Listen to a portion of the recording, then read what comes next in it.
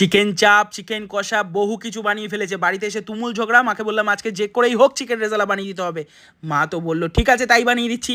চিকেনটাকে ম্যারিনেট করে রেখেছিল টক দই দিয়ে, আর আজকে সব প্রিমিয়াম ইনগ্রিডিয়েন্টস দিয়ে রান্না হচ্ছে। কেশর, টক দই আর এদিকে গোলমরিচ সমস্ত কিছু দিয়ে ভালো করে ম্যারিনেট করে রেখে হালকা একটু বাটারও দিয়েছিল, তাই না? হ্যাঁ হ্যাঁ হ্যাঁ, স্মুথনেস ব্যাপারটা তো বাটারই আসে না। তারপরে দিয়ে দিল কড়াইতে ঘি, ঘিয়ের সঙ্গে তেল। হ্যাঁ অবশ্যই ঘি ঢালা হচ্ছে। না না না না না, একদম দারুণ লেভেলের রান্না হবে। তার উপরে দারচিনি, এলাচ, শুকনো লঙ্কা, তার সঙ্গে তেজপাতা, পেঁয়াজ বাটা, একেবারে জমে ক্ষীর, আহা হা। তার মধ্যে আদা রসুনের পেস্ট।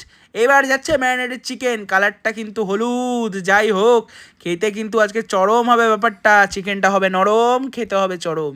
তারপরে এখানে কড়াইতে নাড়ানাড়ি করার পর একেবারে চিকেনটা যখন একেবারে কষে এসেছে, সেই সময়ের মধ্যে দিয়ে দিচ্ছে কাজু বাদাম বাটা আর পোস্ত বাটা, আর রেডি হচ্ছে আমাদের চিকেন রেজালা। নেক্সট পার্টে আরও আইটেম।